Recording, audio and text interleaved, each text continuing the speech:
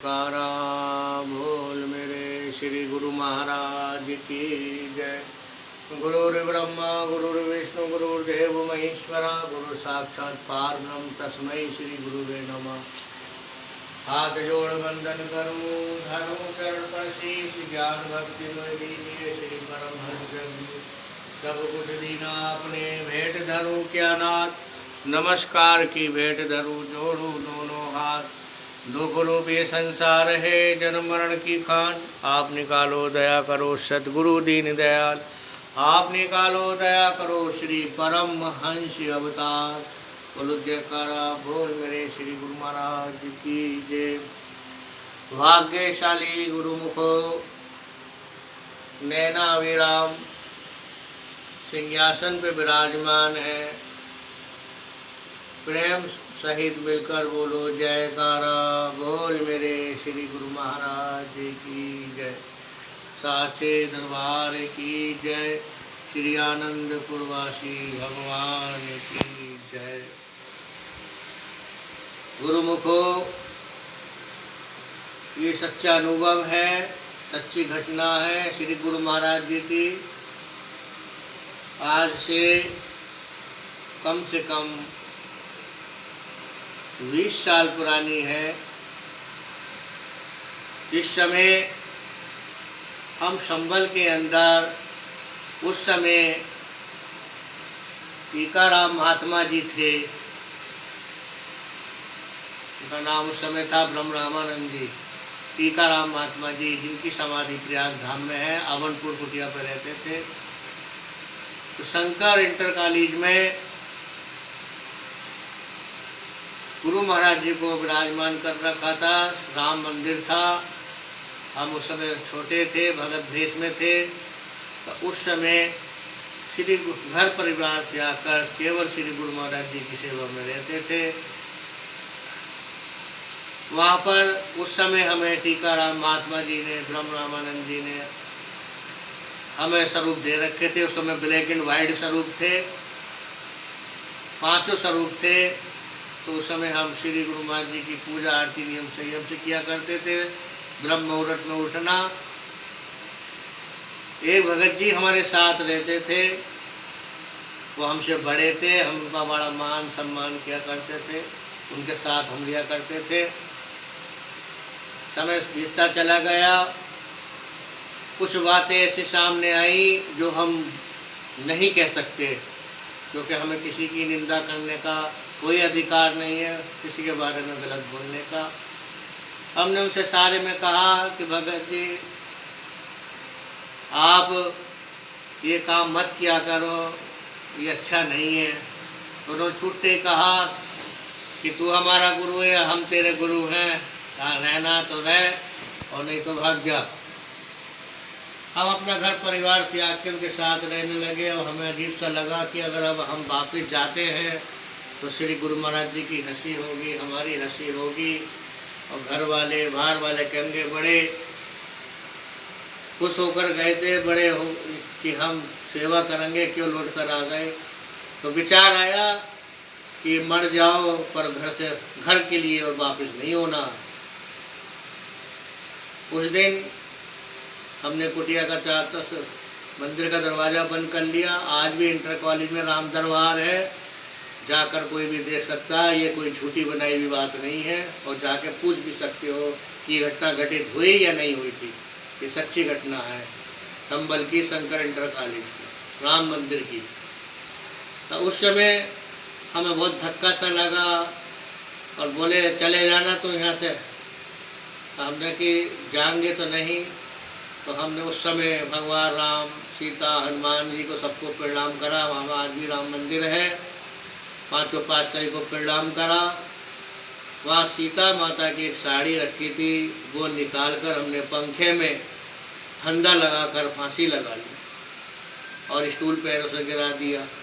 Stool जब पैरों से गिरा दिया, 1 घंटा हम लटके रहे और ये शरीर खत्म हो गया। 1 घंटे बाद जब देखा सड़क पे मंदिर है, कि आज मंदिर क्यों नहीं खुला, क्यों बंद है, लाइट जली हुई थी। जब ढाइयों में से झांक कर देखा तो हमारे पैर लटके हुए नजर आ रहे थे। शोर मच गया।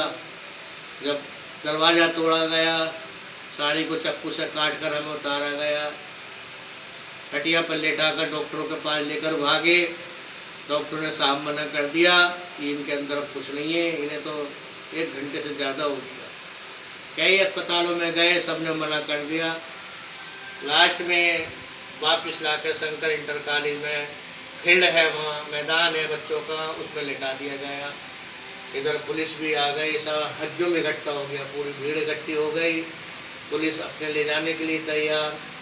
इधर हमारी माँ जूनियर हाई स्कूल में थी, सरकारी थी, उन्हें पता चला, वो दौड़ी दौड़ी आई और वो पैर पकड़ कर फूट फूट कर रोने लगी और वो श्री गुरु महाराज जी को अपशब्द कहने लगी कि मेरे लड़का के इसीलिए अपने स्टैंडों में बुलाया था।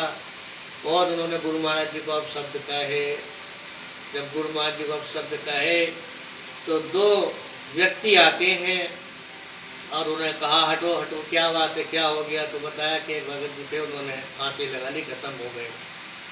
तो उन्होंने कहा कि आप कौन है? बोले मैं ये कंडक्टर है, मैं ड्राइवर हूँ, ये शब्द कहा। तो जब बोले आप हटो, बोले क्या आप क्या देखोगे? बोले आप हटो तो सही।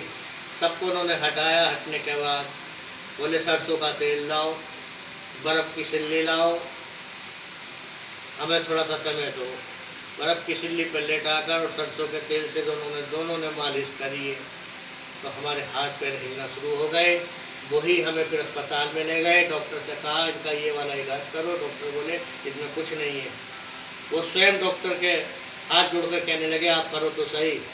जब डॉक्टर ने हमारे इंजेक्शन लगाया तो हम बेड से इतना ऊंचा ऊंचा कूदने लगे। ये देखकर सब घबरा गए कि ये क्या चमत्कार है। और वो दोनों गायब हो गए। दोनों गायब हो गए। जब सबने देखा उन्हें वो कहीं नज़र नहीं आए। और जब हम बिल्कुल ठीक हो गए और वापसी आए और जब हमारा 15 दिन बाद हमें जब होश आया, 15 दिन बाद हमने अपनी याद वापस आई कि हमने तो फांसी का लगा ली थी, ये कैसा हो गया। सब ने बताया कि ऐसे से 2 व्यक्ति आए थे और जब हमने श्री गुरु महाराज जी की आरती पूजा आरंभ की तो उस समय हमें प्रथम पातशाही और द्वितीय पातशाही का वो रूप नजर आया कि प्रथम पातशाही और दूसरे पातशाही स्वयं चलकर आए और इस मरे हुए शरीर को जीवित करके गए। क्योंकि माँ हमारी बहुत अपशब्द बोल रही थी और जब उन्होंने ये साबित करके दिखाया कि जहाँ हम हैं, जहाँ हमारी कोई सच्ची लगन से पूजा करता है, भजन करता है, उसे काल भी नहीं मार सकता। वो चाहते भी मर जाए तो हम सब मरने नहीं देते। ये सच्ची घटना है शंकर इंटर कॉलेज की। परमहंसों की कृपा है कि आज ये दास तुम्हारे सामने बैठा है, दरबार का सेवक भी बन गया, संत नगर में पुजारी भी बन गया, संत नगर की सेवा लगी हुई है। आज ये सब उनकी कृपा है। श्री गुरु महाराज जी ने महात्मा भी बना दिया। ये परमहंसों की कृपा है और ये कृपा मैं कभी भूलता नहीं हूँ, न भूलूँगा, क्योंकि ये सच्चा अनुभव है, सच्ची घटना है। परमहंस किसी रूप में भी पवन पुत्र के रूप जैसे पहुँच जाते हैं, जहाँ राम का नाम जपता होता है, रामायण होती है, हनुमान जी पहुँच जाते हैं। इसी प्रकार से हमारे श्री परमहंस दयाल कहीं भी किसी रूप में भी पहुँच जाते हैं और मदद करते हैं, सहायता करते हैं और भक्ति की लाज रखते हैं। ये उनकी कृपा है, परमहंसों की कृपा है। इसलिए सभी गुरुमुखों को, भाग्यशालियों को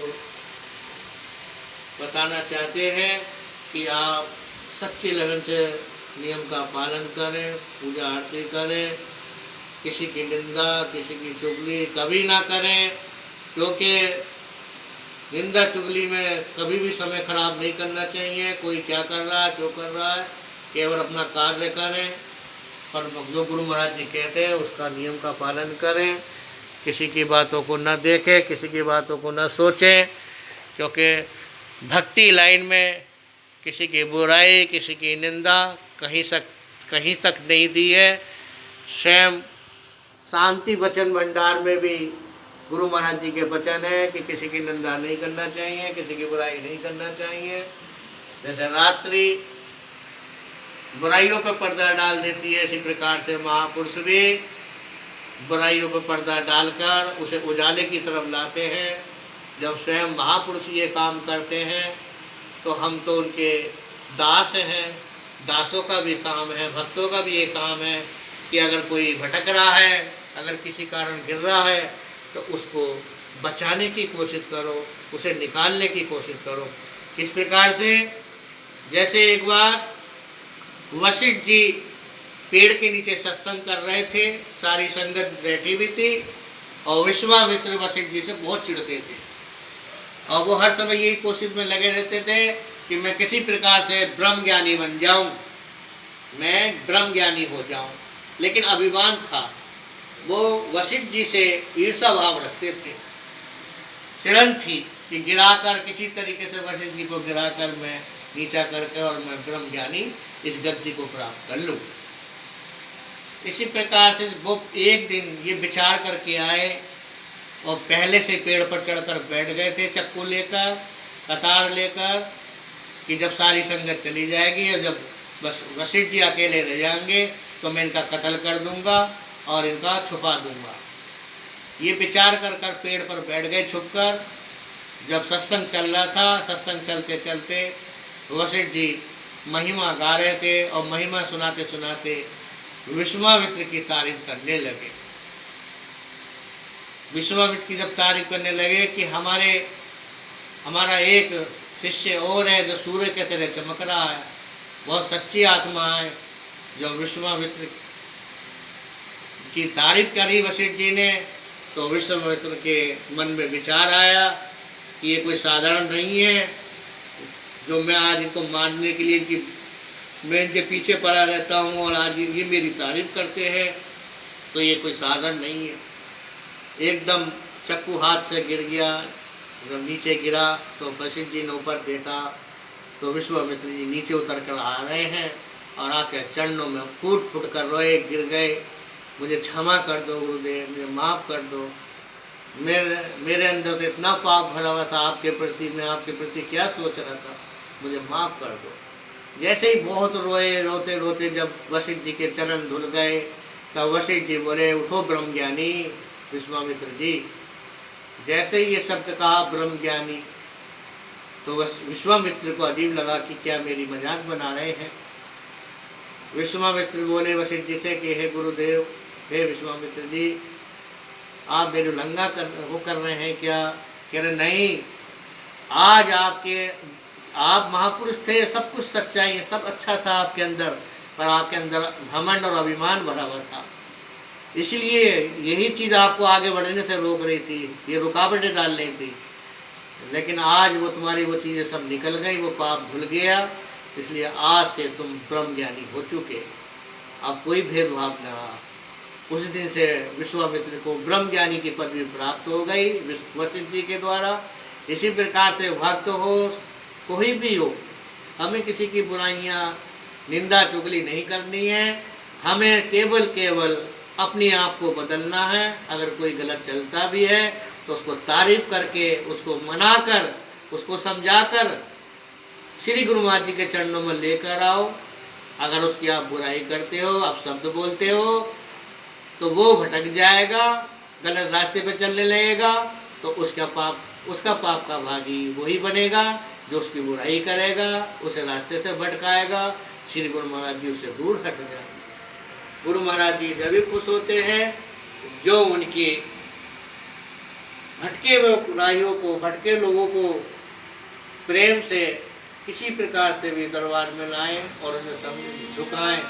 यही गुरु महाराज जी की कृपा है, यही उनकी महिमा है। बोलो जयकारा बोल मेरे श्री गुरु महाराज जी की जय, बोल साचे दरबार की जय।